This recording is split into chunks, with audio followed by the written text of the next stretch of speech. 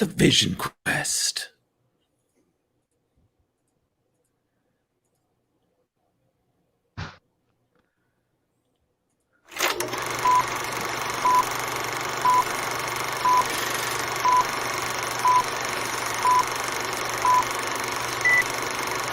Hi, I'm Brian Johnson, and although you probably accidentally stumbled across it and have no idea why you're watching it, you are in fact watching The Dorkening. Hello, this is Tom Kenny, voice actor, the voice of the Ice King on Adventure Time. And SpongeBob SquarePants. Ah, meow. Oh, Gary the Snail, too. Hey, guess what you're filling your eye holes and ear holes with? The Dorkening! Oh, I love the Dorkening. Very popular in Ooh. And Bikini Bottom. Hi, I'm Lou Ferrigno. You're watching The Dorkening. And you know what?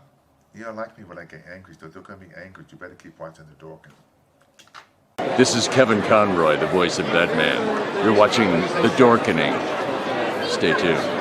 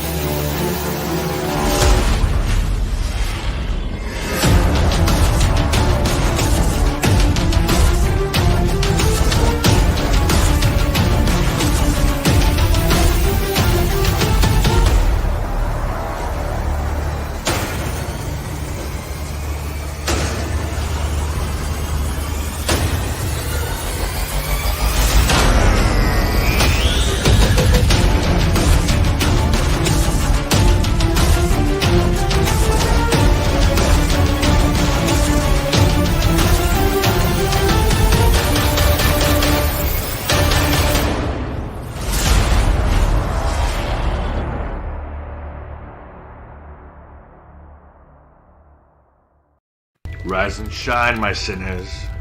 When Father Evil starts his day, he gets a little deadly.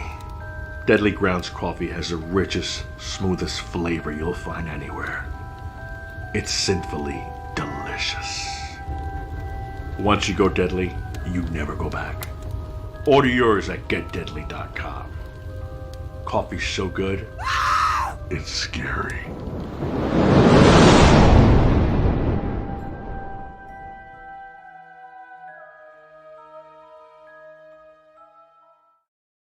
And we are now live on Splash Pages, powered by the Dorkening Podcast Network. And just a little heads up, we're running our first contest. So if you check the show notes down below or up above, you'll find the link. It's a decal giveaway. So 3 lucky winners are going to win, a set of different decals, Batman, Superman, and I may throw something else in there because that little thing right there is a decal plotter, and I finally got it up and running. So I'm going to give some stuff away.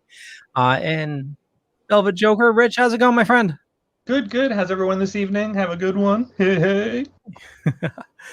Chris. You with us, Chris? Did we lose Chris? Man, back to Chris in a minute. Okay. Drew, how's it going, Drew? Hey, everybody. Hi, Drew. Hey guys, it's good. Just letting you know the Hex is running a little haywire today, so there's a little delay in the show. So just letting you know if it doesn't sync up, we're working on it. This. Okay, all good. Speaking of Hex, so today we are talking about Vision Quest, West Coast Avengers, and then later we're going to be talking about Spectacular Spider-Man 143. So right now we're exploring Vision Quest, and we're going to discuss similarities between this and the series WandaVision, so the graphic novel, and where it ties in. So Vision Quest was in West Coast Avengers issues 42 through 50, published in 1989, written and drawn by John Byrne. its battles, betrayals, and the bizarre as only Byrne could bring to you.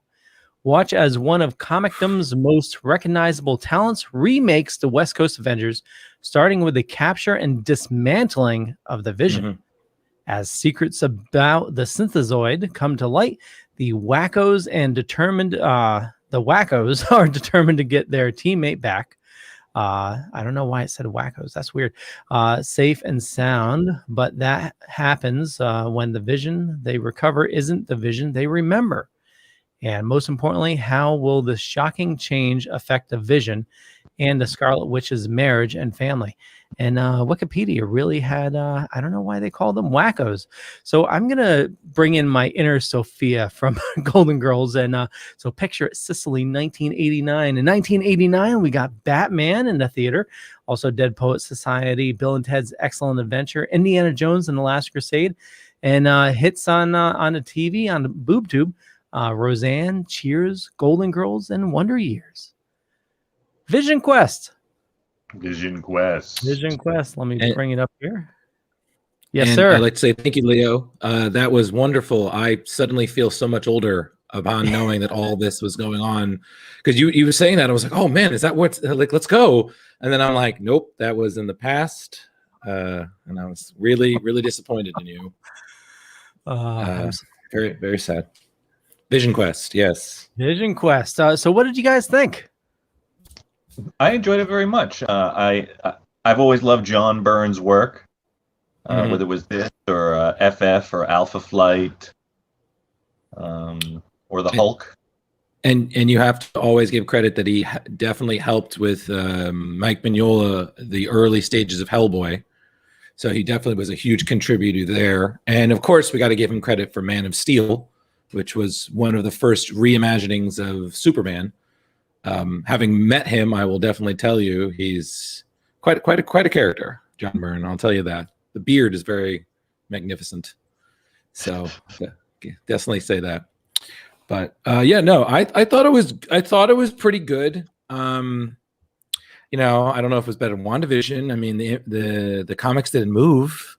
We couldn't, pause them to go to the bathroom. So already I was like half a star. So I mean, it opens up with Vision like disappeared, and Wanda's certainly looking for him. There's definitely the comics, as we know, they're a lot more dialogue heavy, a lot more relationships that I'm not really used to in reading these storylines. Like Hawkeye and his wife comes back into the picture. But similarities with WandaVision, I can see certain areas, especially I know Rich, you said you read a couple episodes past Vision Quest with the children, and you have the breakdown of Wanda. I could see them expanding on that to come towards WandaVision. And obviously, it's going to be some spoilers because WandaVision just ended. So hopefully you had a chance to watch it. What similarities did you guys see between this and WandaVision that you really caught on? Well, the giant dissection. What's that, Chris? The giant dissection of the Vision. Oh, yeah. Oh, yeah. With the discarded outfit and skin just on the side. Yeah, and that was definitely well portrayed in WandaVision, when she finally came into that room and saw all the bits and pieces. Yeah, and that opening shot when you first open the comic and you see Vision's sort of dissected face, such detail in that. It was so beautiful. Yeah, it was very creepy. It kind of reminded me a little of Warlock, how from New Mutants. The Phalanx. It kind of reminded me of that. Just a very techno. I want to say techno organic because that's a different X-Men. But it's just, I agree with Rich. It was really it was a very creepy way to start a comic. It's just like you open up like, whoa, okay, cool. So that's where we're starting off. I think the thing I like about it is that, again, you saw the search for Vision, which was very much the same. Like this idea that he's gone, something's happened, and Wanda has to get to the bottom of it. almost like she's making it like, again, it's her husband. It's the, of the two children. And similar to Rich, I read ahead as well. And I got to be honest, I kind of felt that issues 51 and 52 were a little closer to, like, I saw a little bit more of WandaVision in those two than I kind of did most of the main Vision Quest storyline. To be quite honest, I also thought some of it was very distracted. Like, certain other storylines were just kind of there, and I was just like, okay, like, this is random. Like the Great Lakes Avengers, I was like, why is this here? Like, don't get me wrong, I love those guys because they've been elaborate on them, but we have them here, and I'm like, this is the team you're gonna go to, Hawkeye, after the Avengers? Like, scraping at the bottom of the barrel here, buddy. Yeah. Speaking of Hawkeye, during the search, and I totally get with you, like the whole Tigra storyline. I didn't really get why that was thrown in there.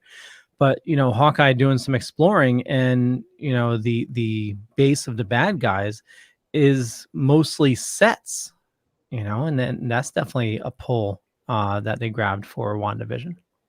Well, did you guys catch that? Oh, yeah. I'm sorry. Go ahead. No, I was going to say another great moment, and Rich or Chris, I don't know if you caught this, was there's a moment where I'm not sure. I think it was like 51 or whatnot. I'm not really sure. Where Wonder Man is talking about an episode of Bewitched, and Wanda yells at him because their kids are gone. Just like, excuse me, my children have disappeared, and you're talking about television? Like, what the H, man?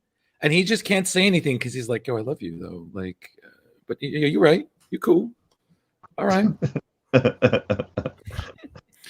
Yeah, and that's what's kind of interesting too, because they get into the Wonder Man did not want to give his brain patterns initially to reinvigorate Vision's personality because he professed his love for Wanda. It's such a little soap opera type moment, and he lets the Wasp know that he really loves her, and he always has, and it was love at first sight. But then later on, a few issues later, he just changes his mind. Yeah. What was that panel you had with the 25 freaking characters up on the screen? I couldn't remember what that was. Right there, yeah. Oh, that's when the aliens. Well, we don't know that they're the aliens at this point. Yeah, protoplasm beings are conferring over which mutant to use for their plan, their assimilation plan. Yeah, it was really random. Yeah, some are more powerful, some are too weak. Yeah, that's like the in the middle of a Spiderman issue, you have Gwen Stacy being chased by guys in suits, and you're like, "What is this? Back to Spider-Man!" And then having to explain to somebody who doesn't understand the context of what they're building up to is like, "Oh yeah, clones." Yeah. and it's also funny because I remember in Bendis's New Avengers, he used a similar technique like that when they were interviewing for Luke Cage's and Jessica Jones's daughter, their nanny. You just had a bunch of, like, I would say talking heads, but it was just like that, and it was like, wow, us nerds, we would be like, oh, that's great. Some people, who are these guys? Is that a tree? What the heck is going on? Like, it's not the kind of thing you can just shove in someone's hands like, here, read. Don't worry. That's what Wikipedia is for if you have questions. Now, one of the biggest retcons for the Avengers comes in during the Vision Quest storyline with the whole, the Vision being the, Ultron had said he used the body of the Human Torch from the Golden Age World War II to create the Vision. And Professor Horton Fiennes, which some people listed this was his first appearance. It's like, no, he actually appeared way back in Marvel Comics #1 in 1939. But he, the Professor Fiennes that's in this book, for years was Professor Fiennes, the Golden Age creator of the Human Torch. But it was later retconned to be revealed to be a space phantom, and this whole machinations that he is doing in this storyline is a giant unbelievable, and we do not have time to cover it, mess by Immortus, who is just, one of those mucking around with time travel people who I wouldn't be surprised shows up on Loki, because Loki is going to be dealing with the Time Variance Authority. Well, Immortus is Kang. Mortis and Kang, Doctor Doom, they're all the same person. Rama Tut, yeah. Yeah, this definitely takes place after the Spectacular Spider-Man that we covered, because in that issue, Spectacular Spider-Man, John Walker was Captain America at that point. So this must be after Cap slapped some sense into him, and he was like, okay, I'm better. Here, you're not wearing this anymore. I'll put it on. So poor John Walker gets Steve Rogers', hand-me-downs once again. Because Steve was wearing that costume recently. So Chris, when you were just saying all that, what I just kept hearing is that meme. It's like, yeah, it's made from the Human Torch. Well, that was a fucking lie. Because but that's another thing. Comics are just really good with retconning, and that's another problem. This is that we're gonna tweak this, and then the tweaking goes, we're gonna keep modifying this till this is the furthest thing back, and then but we're gonna go back to that now. Oh, that shot right there with Hawkeye is fantastic. Oh yeah, look at that. It's just that's just a quality Stone Cold right there. Just wham. I mean, Hawkeye kind of forgets that John has Steve's super soldier serum in his body. He is not just some regular dude. Can we also address, just for a minute before we get to anything else, why is everybody who's like an ex partner or whatnot keep calling their ex lover? Did you guys notice that? Like Mockingbird does that to Hawkeye, and they're apparently getting a divorce. Like Janet Van Dyne and Hank Pym, they're divorced. They keep throwing that around. Like, right. I'm in a relationship, but I very rarely am like just dropping lovers around. Like, they're yeah. And don't forget, this isn't Mockingbird. Yeah, exactly. So it's a scroll. It's a scroll. She was a scroll at this point. Freaking scrolls. She was marry the scroll, or did he marry Mockingbird? She would actually get killed by the villain everyone kept thinking was going to show up on WandaVision. In issue number 100, she would get murdered by Mephisto. Okay. Okay, so I want to segue back to WandaVision, and I think we need to discuss something that's very important that we as nerdy fanboys, I feel we need to work on going forward. We need to control fan theories. Okay. Now let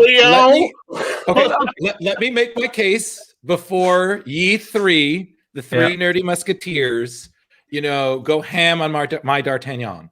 Okay. So this is what I'm saying. So WandaVision is amazing. Like, honestly, we can all agree we enjoyed watching it, right? Yep.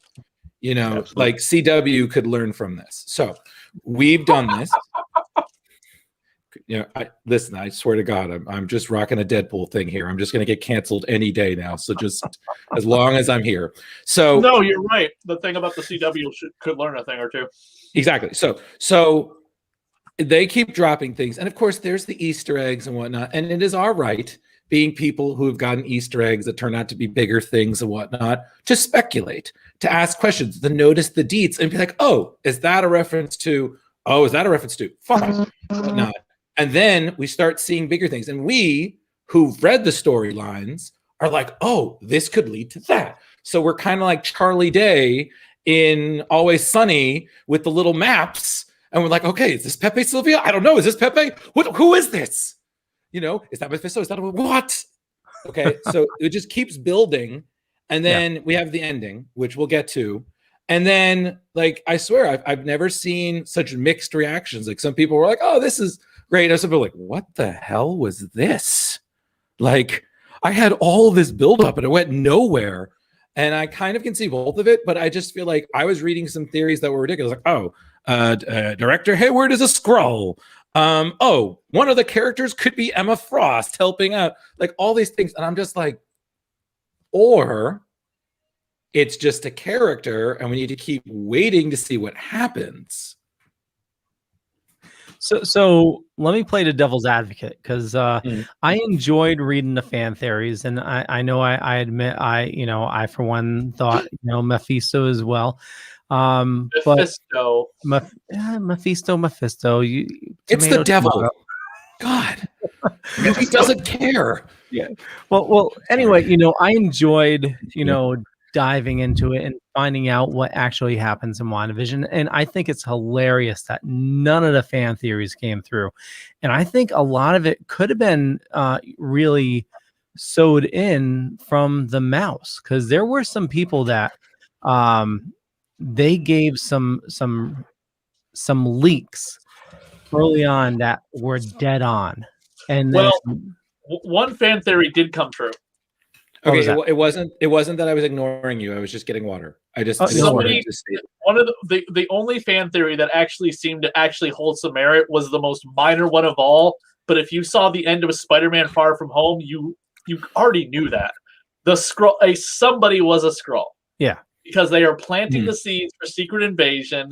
However, they're going to do Secret Invasion. It doesn't matter. It's not going to follow exactly the comic book where there are a bunch of religious zealots who think the Earth is given to them by God, which is literally what Secret Invasion was. They are planting the seeds for Secret Invasion, the big story. Okay, so taking a step back, you know me, I'm on Reddit, and within the Marvel spoilers, I know. So there's a community, Marvel Studio spoilers or Marvel spoilers, and there was this one user that they got it's Suki, something about Suki from that HBO show, Suki's friend or whatever it was. Well, anyway, they gave away some leaks for like episodes like 3, 4, and like that they were spot on, like to the point they should have been on set, and they leaked Evan Peters coming on to the show, and they then also said that he's going to get his I forgot the song that he played when he was doing like the super speed in X-Men, but he was going to get that scene within WandaVision. Which one is it? Days of Future Past or Apocalypse? Because Days of Future Past. That was what is that, Chris? Is that Time in a Bottle? Yes. The other one was the more 80s hip, beat, dun, dun, dun, dun, dun, dun, dun, dun, Sweet Dreams, which I was hoping was going to come up, but obviously didn't. Yeah, by the way, they did use his alias, the Boner. Oh, when she picks up the photo and says Boner or whatever his name is, that is one of the aliases he used in Days of Future Past. Oh, I didn't catch that. Well, actually, so it's probably a coincidence. There was a interview with the director, and the Boner reference was actually he was on Growing Pains as an actor earlier on. The director. He was on Kevin Smith's show. Yep. That's Matt Shankman, right? I think so. Yeah. Yeah. So yeah, he said he was he took it from Growing Pains. And do you know how he got WandaVision? No. From Game of Thrones, right? He directed one episode of Game of Thrones, and it was a big episode of Game of Thrones too. And that is all you need. You direct a good episode of Game of Thrones, people will come knocking at your door and be like, "Do you want 10 episodes of a TV series on Disney Plus?" You have all the money in the world and creative control to do what you want, because I'm Kevin Feige, and anything I print turns into solid gold. The Midas touch, yes. Yeah. But circling back around Division Quest, one of the big similarities, Leo, obviously, was White Vision. Yes. Which, boy, how many people thought that was going to turn out to be Ultron? Dave Daniel Spader, whatever his name is, was going to start doing a voiceover. Because Bettany trolled everybody. He went on did. TV. Yeah, he went on TV. Fantastic. Yeah, he always wanted to work with himself. Yeah. It was brilliant. He likes playing with himself. I'm not even going to go there. That interaction between the two visions, though, was so awesome. Yeah, it was a great fight. Oh, yeah. Yeah, and we have him back. I mean, besides Robert Downey Jr., who is now dead, he is the only person to have the longest career of the Avenger characters, unless they bring back Pepper Potts, which they could in all of those upcoming Iron Man spin-off shows. Is she going to be surrounded by candles? No, but there. I mean, I don't want to get too much into it, but there's a Gwyneth Paltrow could definitely come back in those upcoming Iron Man shows, Armor Wars, and the Riri Williams show. But I mean, other than Tony Stark, Paul Bettany's had the longest, character career from being Jarvis to Vision, and now he's White Vision. He's not going anywhere. Honestly, he's such a great actor. So, and from what I can see, he's so humble that I'm so for it. And the same way I feel about Elizabeth Olsen. Like, again, like so many people, I only knew somewhat Leo, of her. Back up. Oh, okay, sorry. Can you hear me now? No. Oh. Leo was too far ahead of the comics. Oh, sorry. He was in the Great Lakes Avengers story. Go ahead. Sorry. Yeah, no, it's fine. So I think, and again, I was talking to some friends about it because the train of thought I was going on was not worth it. This series, these nine episodes, I think they fleshed out Vision and Scarlet Witch / Wanda better than any of the movies have done. And personally, I think that this should be how things go. We have the movies for specific storylines, moments, and whatnot, but then we have the TV shows to really do the fan service, to give us that extra oomph that we sometimes can't get because you can't cram all that backstory and references and whatnot in a 2 hour and 45-minute movie. How long was the whole show if you watch it all at once, cutting out the 20 minutes of credits at the end? How long was the whole show, really? 8 episodes at an average of 40 minutes per episode. 9 episodes. 9 episodes. Don't forget the last 3 were an hour each.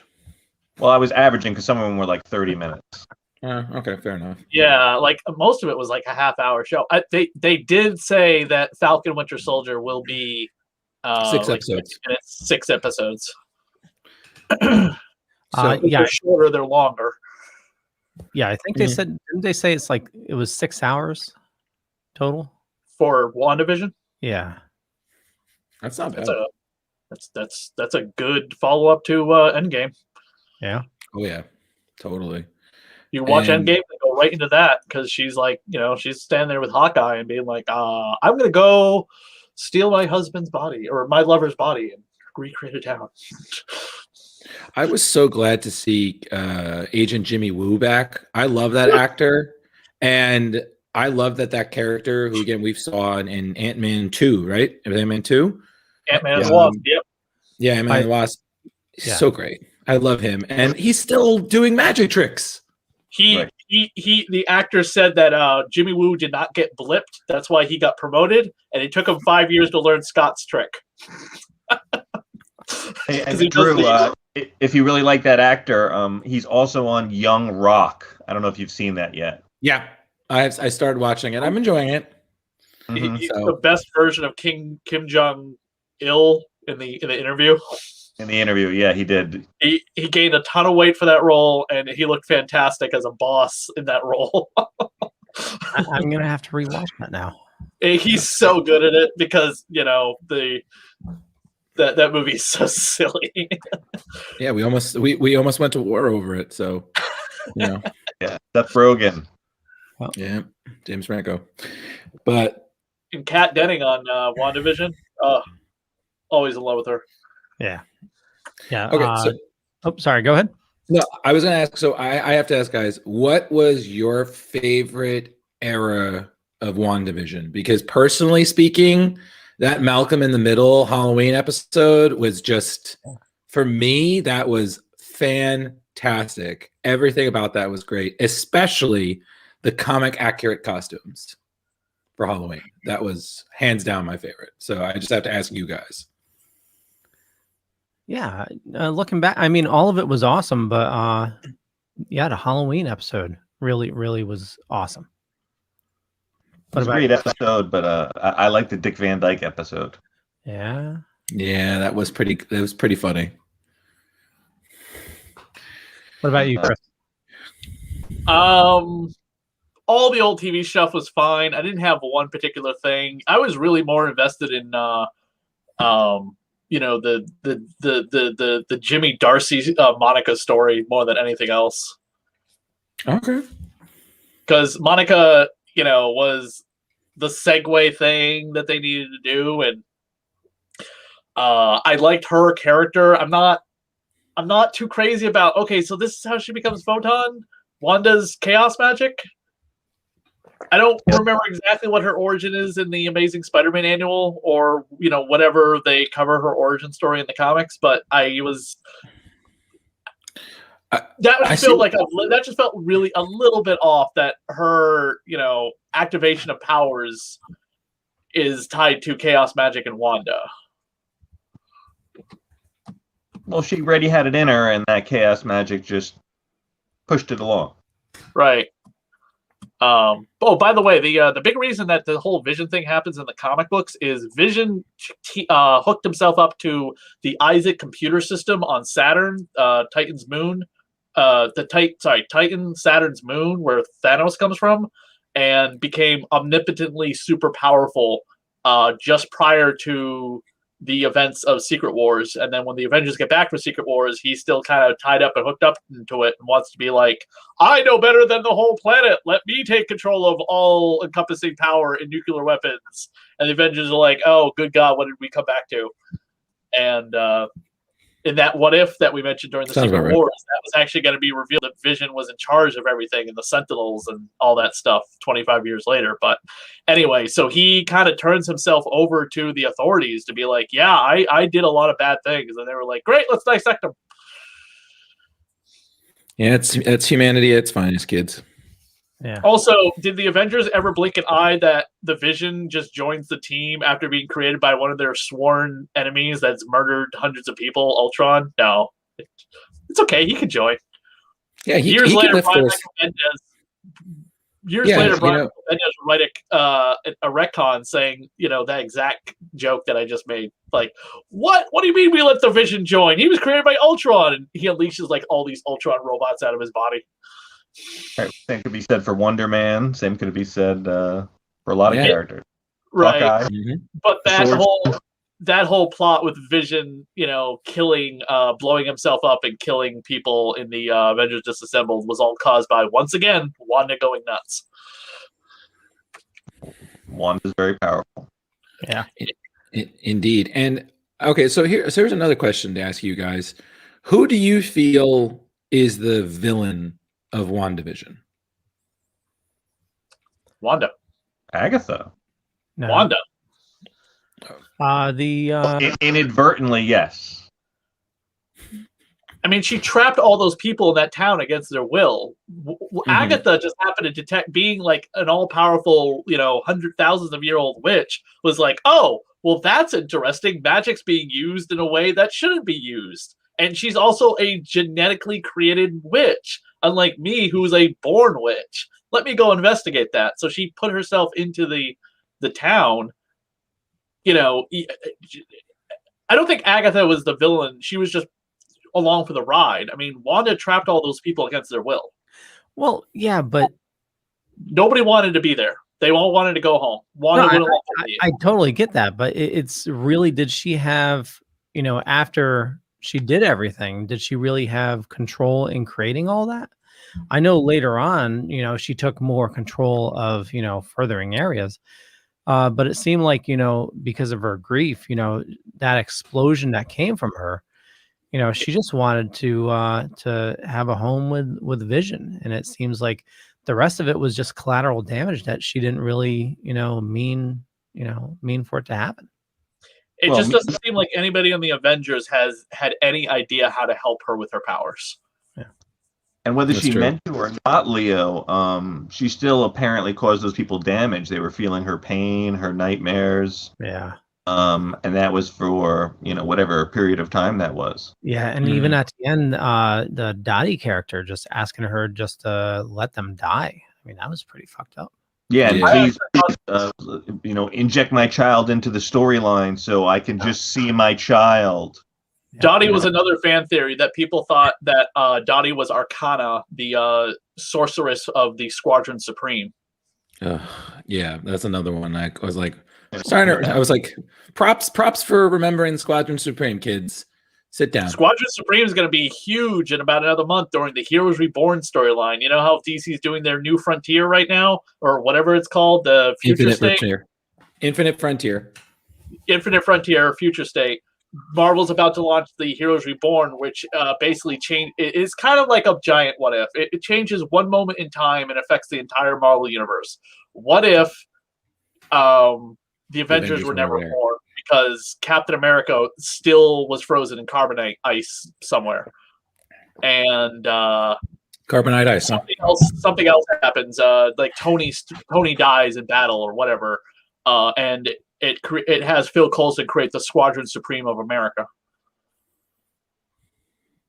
Good old Phil. Yeah, which also basically doesn't allow like a certain radioactive isotope to be shipped to a science experiment that a young Peter Parker goes to visit, and a bunch of other basically butterfly events happen. Fair enough. Well, I know we are running a little late on this, and I know, Rich, you're working on a little sleep. Any last thoughts on Vision Quest or WandaVision?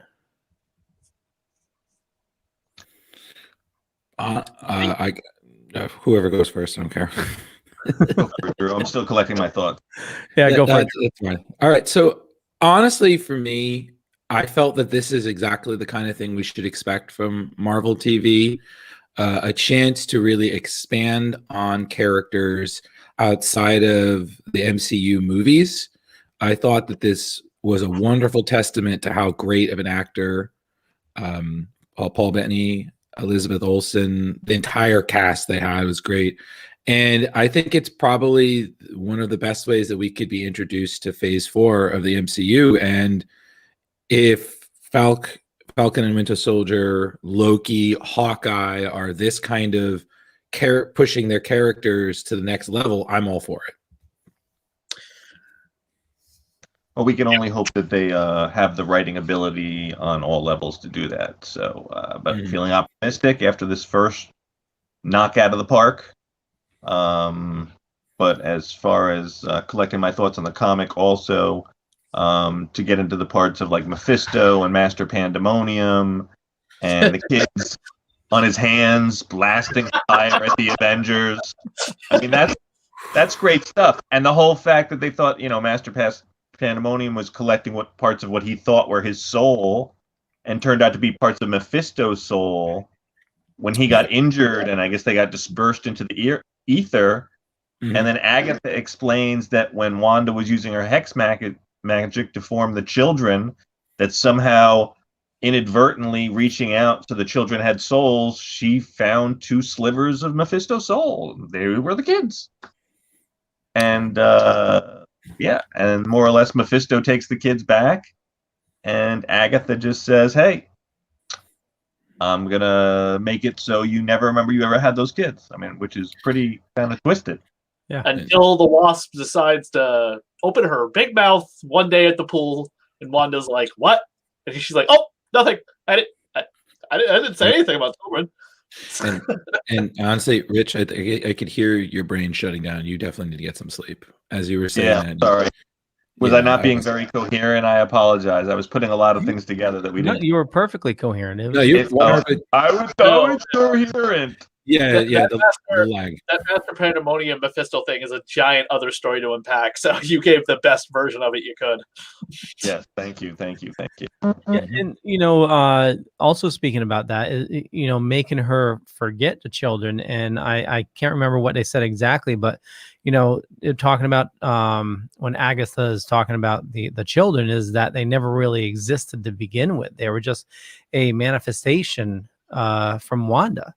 Right. That's exactly how it was in the show. And that goodbye, like for both of them, like, oh my God, just putting the kids to bed one last time, and her thanking them for choosing her as a mom, and then saying goodbye, or not really goodbye, but they'll say hello again, to, oh my God, that was just amazing. Beautiful writing.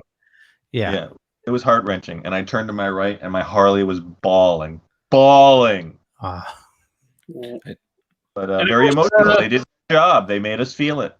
And the kids aren't entirely gone. I mean, on the news racks last week was Wiccan Hulkling honeymoon King in Black tie-in. Yeah, and that's another thing. Just before we end this, that's another thing that's really promising is we saw the second reference to potentially building the Young Avengers, because we had Scott Lang's daughter Cassie. She would grow up to be Stature, the Young Avengers, and this one we had Wiccan, her son Billy, who is, we know, grows up to be the sorcerer of the Young Avengers. And I actually, not to kind of make fun of myself, but I did have a small mini theory that that Falcon Winter Soldier would be a great time to introduce the Patriot, Eli Bradley, who, yes, so I feel like, again, Marvel, you got to give them credit. They are really great at playing the long game. They will take the time to set it up, and then when it comes, it's just. And who's going to be on the Hawkeye TV series? We already know from the announcement in the photos. Female Hawkeye, Kate Bishop. Yep. And your theory about Patriot is almost sound, because Carl Lumbly is playing Isaiah Bradley, Black Captain America. Boom! And who's his grandson? Patriot! Well, Super Soldier DNA created Patriot. To quote Falcon, all right, that's it. Cut the check. We're done today. Come on, bye. You just mic dropped. Yeah. No, I can't. This is expensive. Oh my God, I can't. Next week, right after the terrible Snyder Cut, we got a great Marvel show. Hey, I don't. And that's it. Well, no, let's not. We're running late. Let's just. I know, and let's not diss the Snyder Cut until we get a chance to see it. I still. Wait, you could have seen it yesterday. It was on. Some of the Tom and Jerry people said that hour they saw was very good. 2 hours in the Snyder Cut before WB killed it. Okay, so WandaVision, absolutely loved it. I know we need to wrap things up. Chris, did you get your last bit in? Okay. So let's do the rundown. We'll start with Drew. What would you give this? How many crowbars? Oh, crowbars. So Vision Quest, story, artwork, everything. I'm gonna give it 4 crowbars. I love John Byrne. I think he's a great writer. The story very much follows things that you can easily see that they plucked from WandaVision. But for me, there were certain parts of it that made little to no sense. And I know, again, playing the long game, but that kind of really detracted my focus from it. So 4 crowbars. Okay.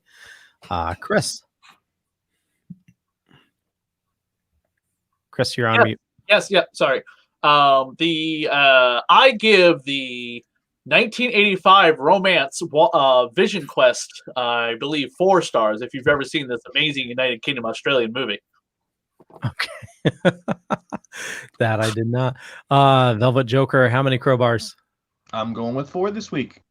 4. Yes, sir. Okay. I'm gonna lowball it. I'm gonna do 3.5. It was good. The artwork was amazing.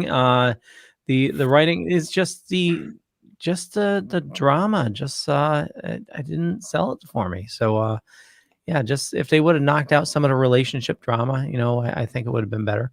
But 3.5 for me. And as for WandaVision, I'm gonna give it 5 plus a what else would go with it? Yeah, 5 crowbars for WandaVision. And what would go with a Disney crowbar? Plus series. It's that's 5 crowbars and a dead Robin. Thank you. Yeah. There you go. I love it. I want to thank everybody for watching. Stick around. We're going to be talking about Spectacular Spider-Man. And also, if you check the show notes, we got a contest going on. So we have, you're not going to be able to see it. Yeah, no, that's just a piece of paper there. Just a piece of paper. It's that. You can win a piece of paper. What? Is it signed by anybody?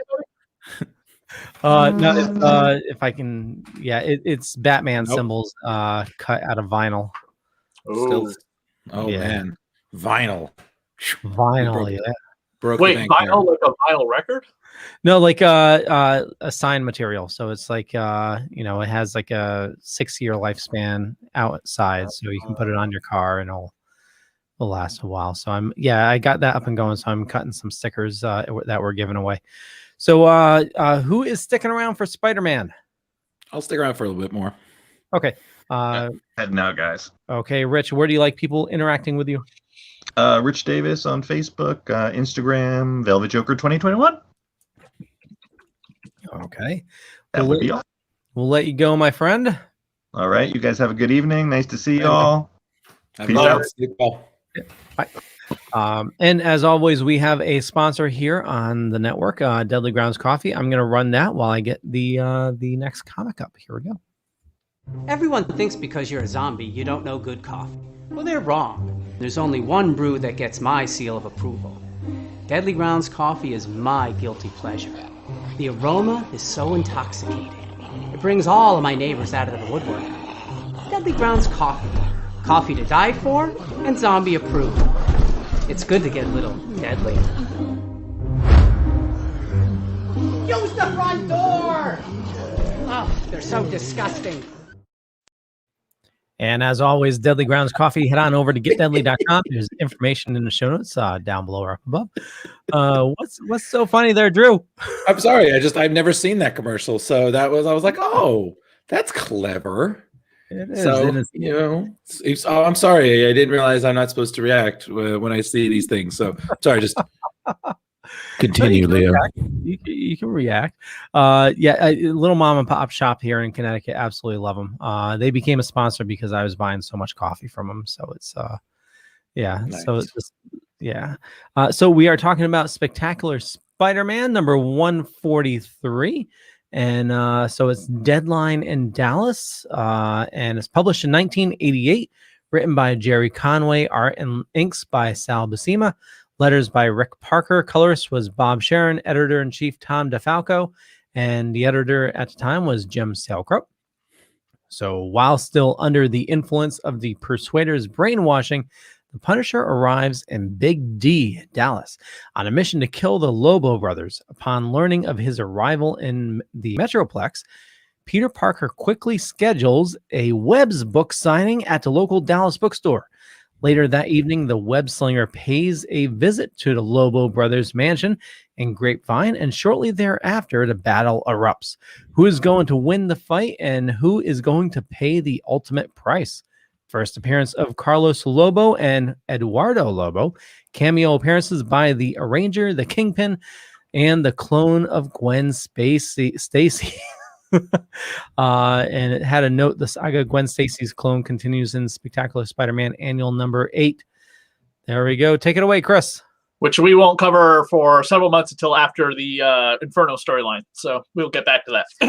Even though that's taking place right now, and that's the giant Evolutionary War episode we'll probably do over at Splash Pages.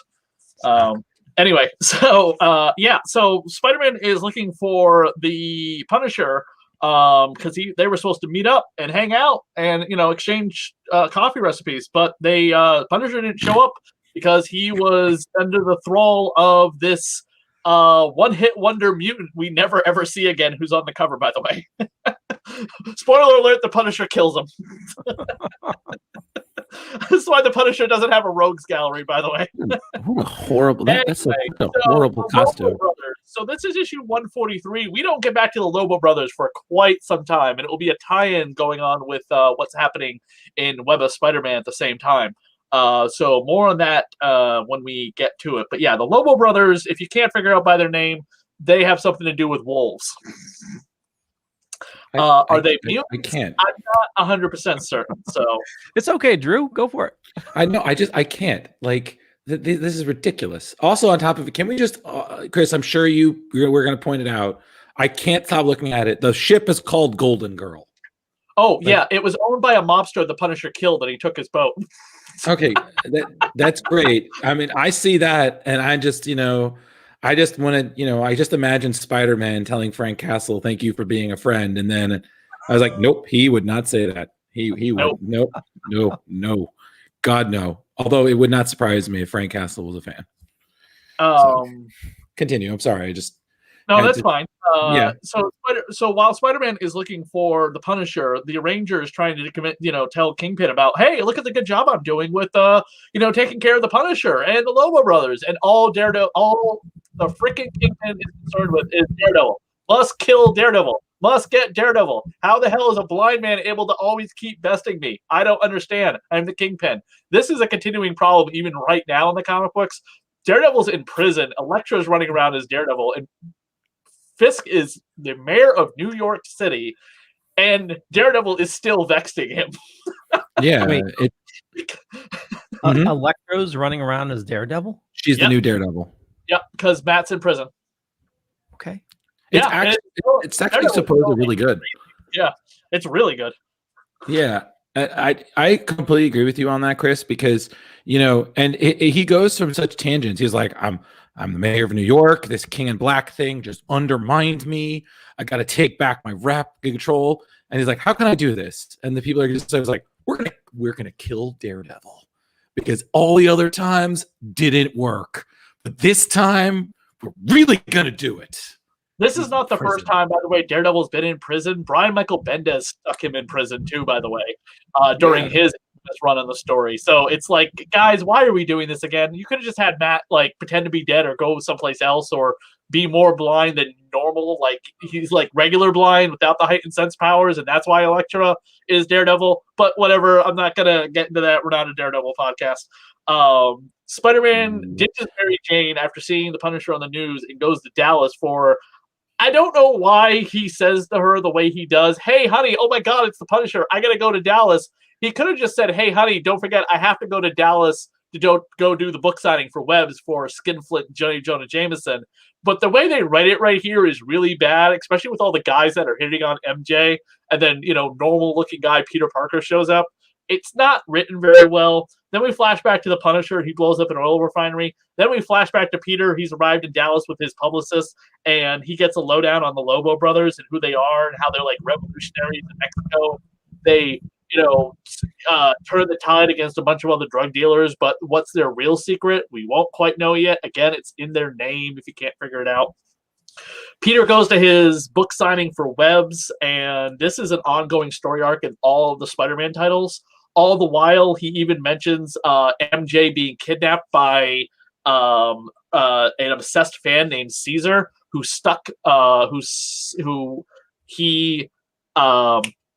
was kidnapped by Taskmaster, and Spider-Man defeated Taskmaster, and then a couple of characters named Sticks and Stones went after Spider-Man. He defeated them too, got MJ back, but this is going to lead into a big drama problem with Peter and MJ, as they're going to be very homeless very soon. Because the guy, what? But they just got the new apartment, right? And the guy who owns the building is MJ's obsessed fan, who's like, "Oh, well, if I can't have you, I will kidnap you and keep you in a basement, all for my pleasure." Yeah, so they get evicted coming up very soon during the Inferno storyline, and they have to go live with Aunt May, and they live with Aunt May for several months actually. Spider-Man finds the complex that the Punisher's at, and he is under the thrall still of the Persuader and at a standoff with the Lobo brothers. Now, I just want to quickly point out that at least 3 people get shot in this: Lobo brothers, Spider-Man, and the Persuader, and never do we see blood. Why? Comic Code Authority. Of course. Oh. Yes. It's really dumb. You see the Lobo get shot in the shoulder. You see Spider-Man get shot in the head or grazed. And then you see the Persuader get shot in the chest. Could have sworn we hold on, wasn't there? Right there. You see Spider-Man, spider sense? It's not blood, it's his spider sense. Yeah, spider sense, but somebody got shot in the shoulder. Yeah, you see a little bit of blood on the back of the Persuader. Yeah, but okay, you see a little bit of blood, but I mean, a wound like that should have been like the back ketchup stain. Yeah, yeah, that's a ketchup stain. Don't you know? Like that's the problem when you have those completely all white costumes. It is just hell on your dry cleaning bill, you know? Right. And you know, so and it's 1988. RoboCop would have just came out. We have seen what happens with a gun like RoboCop's the Punisher would have. yeah, look at that. That's some Judge Dredd level, you know, anarchy right there. That is just you shoot someone, they're going down, you know. But and I also like to point out the entire time the Low Brothers, could we put on pants? Like I get that they're swinging twin brother bachelors in their Speedos. They're going to show off their Wolverine style bodies, which is basically what they have covered in hair. Again, Lobo. Ha ha ha. We'll get to it. Oh yeah, I can't. I don't know what they are exactly. I think we get to it eventually. There is the issue that made me fall in love with Spectacular Spider-Man that comes up in the 150 issues with the Lobo brothers. One of them starts dating Gloria Grant, the secretary of J. Jonah Jameson. It's something straight out of a freaking horror movie, let me tell you. Nobody recaps like you, buddy. Let me tell you that. Like it's funny because like I've read it and whatnot, and I'm just looking at it now, and I'm just I like it's so ridiculous. I feel like I just want to kind of rip on it. Like I was like, look, it's Frank Castle Lifeguard right there, you know. little Spider Peters is nope, not on my watch. Nope, can't check. Gotta check your pulse underwater because that's the only way can't help but to also lecture the Punisher about killing people is bad. And how shallow is that pool? Yeah, look at that. I mean, it's probably waist deep, and Spider-Man, don't forget, is unconscious, and so yeah, Waist I mean, deep, the water goes up to his knees.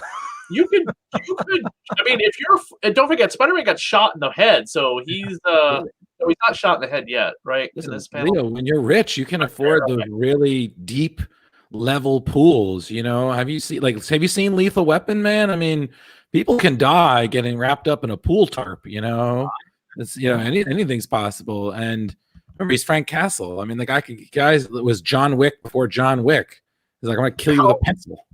How big is your head? Like a foot? So 2 feet deep of water and your head's underneath it, you could drown. Oh yeah, no, I'm not saying that. I'm just saying like who has a pool that shallow? I mean, can't dive in it.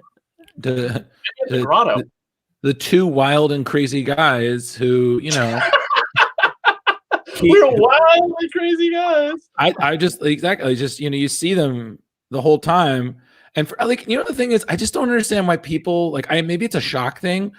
If somebody was trying to murder me and they were distracted by somebody else who is a costume person who they're inevitably fighting, the first thing I would do is, okay, they're distracted. I'm going to get the hell out of here. Oh yeah, totally. So, but they always just stand around, and I'm just like, okay, it's the Punisher. Give yourself a little bit more time. And do you really want to die in a black Speedo? Like, what a horrible way to go out. It was like, man, he's dead, but boy, he was ripped. That is just an open casket funeral right there, buddy. So my only question is, the Lobos, after one of them gets shot, they kind of disappear from the panels. It's like, did they run into the house? Did the Punisher not really think about him too much? Because all we see is the one Lobo get shot. You flip through the panels, the Lobos disappear until everyone's gone. And then they come back out with the whole, like, Mio Mio, the war de los hermanos de la luna is not over, Eduardo. It is only the beginning. Ha ha ha ha. Aroo! Basically. Yeah, didn't these guys come back in I seem to recall, like, a pair of brothers that menaced wasn't the Scarlet Spider? I seem to remember there was, I just remember there was a pair of, like, werewolf-like brothers who showed up in the Scarlet's Spider series ages ago, and I kind of was like, are these you know what I mean? Like, you know how people bring back old characters? Like, no one's using this guy. Let's just a new coat of paint, flip the origin. One of the two Lobos gets killed. Okay. I don't know what happened to the other one. I don't know if he still lived on. I don't know where he is today. I know he got brought back as a corpse clone during Ben Reilly's clone conspiracy crappy storyline, but that's a whole other bag to unpack. Oh, That we yeah. we have the host of the spectacular Clone Saga on the show with us to cover the Gwen clone plotline, which we will get back to.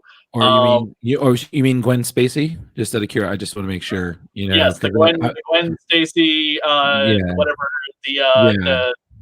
she's going to be revealed to be okay. So long story short, Gwen Stacy's going to be revealed to be a chick that was like manipulated DNA to be turned into Gwen Stacy, but that's all going to get retconned later on when the Clone Saga starts in the 90s. So we're not even going to get into it right now. We have an entire clone episode coming up, issue 149, annual number 8, with somebody who covered every single issue of the Clone Saga on a podcast. That's a lot of clones. It is going to be a big episode. That's after already covering Inferno for 4 weeks too. I'm already getting like PTSD. I was like, Inferno. Oh god.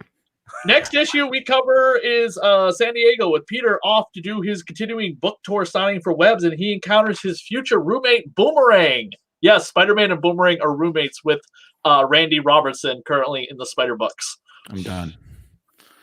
It's so ridiculous. Jerry Conway, by the way, would take over duties for Web of Spider-Man in the next upcoming issues. In fact, I think he writes Web of Spider-Man into the early 50s. Did you guys ever get to meet Jerry Conway? No, I asked him to come on this podcast. I actually got to meet him about 2 years ago. He was at NYCC, and for like again, it's Jerry Conway, and I'm sure by now I think he's signed every death of Gwen Stacy ever published. Because like when you see the really popular guys when they've done something significant, like I remember when I met Mark Waid, I think he said he's signed every copy of Kingdom Come by now, and then someone gives him another one. He's like, all right, fine. After this, no, he was a very nice guy, very older gentleman. But I didn't have a Spider-Man something. I had something DC related, but no, he's very chill. And, he's got that grandpa, older comics guy feel to him, but he's very nice, very chill, very friendly. And reading this, I'm like, not every one of them was a winner. The cover, I think, is fantastic. Where I always love the word balloons on a cover to signify something more than just being like, "Oh, look, a pretty piece of art," which I hate about covers sometimes. I like it when the cover actually depicts what's going on in the book. The Persuaders controlling the Punisher to kill Spider-Man. That happens in the book. Does this line appear in the book? No. You can't refuse Persuader. Do it. Kill Spider-Man now. Death in Dallas. Guest starring the Punisher. I love all that. That's fantastic. It tells me what's going to happen in the comic book. It doesn't reveal anything. I know the Punisher's not going to kill Spider-Man, or maybe I don't if I don't know who the Punisher is exactly. Where is the Punisher these days? Because this is, by the way, the final appearance of the Punisher, so we should get into it, Leo. The Punisher appeared on the steps of Washington, D.C. with a bunch of other crazy people trying to break into a Capitol building. And months prior to that, he pretty much got swept under the rug and disappeared from Marvel's printing schedule due to the COVID-19 pandemic canceling a ton of books at Marvel. We haven't seen the Punisher since, and Marvel has refused to comment about the whereabouts of the Punisher since then. A lot of people think they should just retire the logo of the Punisher because the Netflix TV series and that Dolph Lundgren movie didn't use it to good or bad fanfare. So why does he still need the logo? Because it's iconic. I think give it a few months, the Punisher will be back with the logo after we have settled down from political nonsense. Also, can we just admire for a second, and I'm sure this is just a thing of the time, where just how clean that costume is. Like, that is just some clean, like, I'm used to the Punisher getting torn up, shredded, the skull is dirty and whatnot. It's just pristine. Like, he looks like an action figure. Right. Yeah, definitely. And I wonder if they look at this cover with his color being slightly green. I do not understand the 90s cartoon series Punisher being in a green costume or light blue, sky blue costume. I don't know if that's because they couldn't animate black very well. I mean, because that's why Venom and the Spider-Man black and white costume were slightly colored sometimes. But this black, with the white emblem Punisher look has always been fantastic. It's so iconic, I think. Well, to answer just on your point about the Spider-Man animated series, it was more just because, again, you had the limits of animation at that time, which were still growing, and also you had a lot of that censorship from, I think it was Fox, right? It was Fox doing that, right? Which Spider-Man was allowed to throw a punch, for God's sake. Yeah, exactly. I mean, come on. Let's. The biggest things I always remember was that nobody had a gun. Everybody had like laser guns. Ugh. Because that was just better. I was like, yeah, we don't have guns, but I know, and everybody had the accuracy. He's like, everyone had the accuracy of a stormtrooper. It was just pew, pew, pew, pew, pew, but and then and they got around the Punisher. They got around the Punisher's violent thing by like microchipping, like, hey, this one time, Frank, how about you don't kill anybody? Okay, this one time. Yeah, and then don't forget the biggest one was Morbius. Like, you can't show him biting people and sucking out their blood, but you could have those like little suckers in his palms, which to me looked even. I was like, no, that's more terrifying with little. I thought I could have sworn they had like little teeth in them. I was like, no, this is horrifying. I don't want to shake someone's hand and I'm suddenly drained like a fruit roll up. Like, just because I don't think we're ever going to cover the Punisher again on this podcast, just because I don't think he appears in Spectacular for either quite some time or again for a while. Going back to the animated series real quick, one of the best episodes is when the Punisher thinks Peter Parker is the Green Goblin because he's looking into the disappearance of Mary Jane, and there is this funny as hell moment where Harry Osborn is the Green Goblin, shows up and starts pumpkin bombing Spider-Man, Peter Parker and Spider-Man, and Punisher's like, "What the hell is going on?" And Spider-Man and Peter says, "Well, that must be me up there." Listen, like, what the hell is going on? I thought Peter Parker was the Green Goblin. Listen, I'm still getting over the fact that we actually saw freaking Man Spider. Like that has terrified me for years because I have some slight arachnophobia, which is funny because one of my favorites is Spider-Man. So I was like, this makes no sense. But like, just to see that, I was just like, no, this is nightmares. Like, my favorite hero has turned into a giant. This is like the spider version of the Fly right now. This is freaking me out. Like, and he's like roaring and just webs people up, doesn't eat anybody. And I'm just like, listen, if this was real life, okay, those people would be dead. Oh yeah. So, yeah. And it's just like, it was one of those, it was like, okay, we can't show Spider-Man throwing a punch, but we can show him mutating into nightmare fuel. What? I was always curious, like, how the hell were they going to do Black Cat when they announced they were going to do Black Cat? Because I wasn't like as knowledgeable as I am about how things work right now. But I've always pictured Black Cat as this like low cut, double D chested looking character. And I was like, how are you going to do that in the cartoon? This doesn't make any sense. And like, oh, she like super soldier mutates from like college 19-year-old girl to full-grown body woman with a deeper voice, or Jennifer Hale just used the deeper voice, but they didn't do the giant plunging V-neck look on her. Or Calypso, another character that is just incredibly sexualized, especially if you read Torment, was on the Spider-Man cartoon as well. Or like Blade's mother's origin story with prostitution and stuff like that. Again, not quite an understanding about how they would change things or how things work or why they would change things, and understanding the concept of writing in general. When I'm a teenager, that really baffled me because I had gone deep dives into like Blade's story, origin story, and Morbius and Black Cat and the Punisher. And the Punisher, they do his origin story really quick. They got the laser rifles, and then it's his kid's kite falls into the ground with the skull logo, in the water. Yep. Although I will say before we go back to the comic, is my girlfriend had the funniest thing to say when we were watching it when it was on Hulu. We just watching it, and she was like, Peter Parker's kind of thirsty. Like, I mean, he's like he's fiending for Mary Jane, then he's going for Felicia. And then at the same time, someone else might come along and he's kind of feeling her. And he just goes, he yo-yos back and forth. And I was like, he's a thirsty bitch. Like, what the, but everything is just like, but I can't be with you because the responsibilities of Spider-Man. Well, Judy, I was like, no, Peter, you might be kind of a hoe. Like you know what I mean? Like, I was like, you're my boy, but like, you might need an intervention right now. Like, Peter, this is a place of love. I think you really need to commit to one girl, buddy. So you gotta. It's like was that Spider-Man 3 quote? I what? It was like, yeah, I went from a strawberry to a blonde to a strawberry, and I'm like, okay, I can't. Well, I'm like, wow, you just made that joke. Like, I can't. And there is a funny GIF, I have got to find it somewhere, of Eric Christopher Barnes, who voices Peter Parker on that cartoon, about his addiction to redheads, because he's also Eric the Prince in The Little Mermaid. And he's like, it's something about fire, crotches, and redheads, and it's like a 4-panel of GIFs, because he plays another animated voiceover whose wife is a redhead.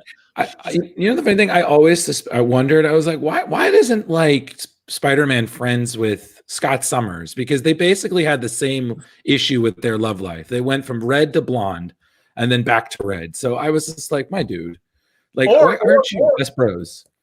Or Drew, Spider-Man and Scott Summers definitely also have that connection, because on the animated series, what is Mary Jane revealed to be?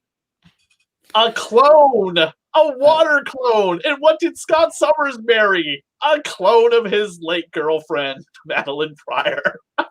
Yep, who his brother was also crushing on. And I was just like, boy, you X-Men just don't ever. We talked about drama in Vision Quest. I was like, X-Men. I was like, my God, you soap opera motherfuckers. Like, real quick, the ads in this issue before we end the episode. The tangent of the 90s Spider-Man cartoon. Look, no more wires. The Freedom Stick controller from Cameracon. This was like the power joystick thing for the Nintendo Entertainment System. Ooh, I had one of those. Power. Of course you did. And had to order some East Coast comic books from Trenton, New Jersey, which is pretty funny. The Marvel's 1965 to 1979 Grand Warehouse Sale. Another ad to basically order comic books from this comic book. Whereas today, I would take my phone, go on eBay, look up Marvel Tales reprint number 2, and just order it from some guy who's got it posted to eBay right now. Just a heads up, that controller is a piece of shit. I ended up returning mine. I'm sorry. What was it? I was checking on an eBay sale. What was that? I was going to say the profile in this issue, because the bullpen bulletins have a profile for every issue that is great to mention for Terry Kavanagh. I don't quite know who that is, but he was the editor for Marvel Comics Presents Excalibur, Speedball, and Wolfpack, which did not have the Lobo brothers in it. It's not worth it, then. By the way, if the Lobo brothers are mutants, unless they're mystical wolf like people, I wonder why they've never crossed paths with the X-Men or Wolverine or anything like that. There is a story that's ready to be written. Well, if they're wolf people, why not, mix them up with Blade? He hunts vampires. Where's the Werewolf by Night crossover? That's what I want to know. Like, come on, see that? Right now, yeah. Currently, right now, the Werewolf by Night is a Native American.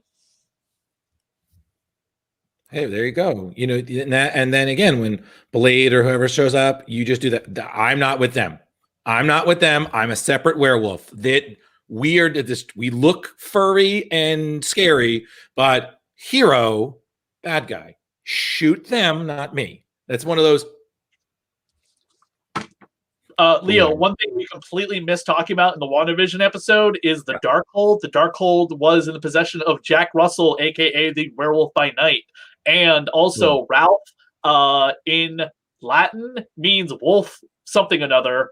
That Ralph was the name of Agatha's fictional husband that she kept mentioning, which we never saw.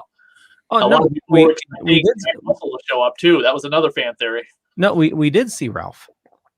Yeah, but we didn't. He wasn't Jack Russell. No. It was Boner. It was Ralph Boner. Wait, Edward the Quicksilver was her husband? Yeah. Yep. Yeah, but not her husband. She just she moved into his house. Oh, okay, right. Yeah. But the she does mention the book by name. It was the Darkhold, the mystical tomb of magic, much mucka, which is not the Necronomicon, by the way. The Necronomicon and the Darkhold are two completely different books in the Marvel universe. Yep. Yeah, we see her studying that at the second ending. Right. But I don't have any more notes for this issue of Spectacular Spider-Man. Okay. We might cut out all the 90s Spider-Man cartoon talk. Sorry. No. It's totally fine for the live thing, but for the actual podcast going up, it doesn't have any relevance to the issue itself. So we can cut all the 90s cartoon stuff out. Oh, it's still good conversation. Save it for the blooper reel, Leo. Yeah. I might cut it out when you give it over to me to edit. So. Hey, is your show, just I just send over the file. But I want to thank everybody for watching this fine evening. And as always, check the show notes for more information. Chris, where do you like people interacting with you? I'm here on the Darkening Network. I do the Hammer show, Boobs, Blood, and Badasses with Ro. We're currently covering the Mummy films by Hammer. There's 4 of them. And I also do another comic book podcast, which we have a new episode coming out this week. Goth Girl Horror, the Hack Slash podcast, dedicated to Chip Thiele's book. And you can also find my own graphic novel, which just came out, Vlada, a Dracula Tale. Congratulations. Awesome. Thank you. We are putting in our 3rd batch of orders now. That is crazy. Dun, dun, dun. I thank God at least what part of batch number 2, at least 120 copies of it are going to one set of stores out in New York, New Jersey. I don't have to pack up and mail every individual issue. He's getting them all from the printer, and he's going to distribute them between his 5 stores. That is awesome. Cool. Congratulations again. Thank you. And what about you, Drew? Yeah, if you are interested enough to reach out, I'm Drew Malo. You can look me up on Facebook. I'm Ghostbuster Man 1984 on Instagram, and you can always just look me up. I do articles for Screen Rant. I'm around. I might respond. I might not. It's the gamble you choose. Totally. Yeah. Yep. And for me, just Google Leo Pond. You find a bunch of stuff. Could be true, could be not. But more importantly, follow these awesome people and head on over to thedorkening.com, which you can find over 30 shows on a network. And with that, I want to thank everybody. And we'll catch you guys later. Bye. Bye.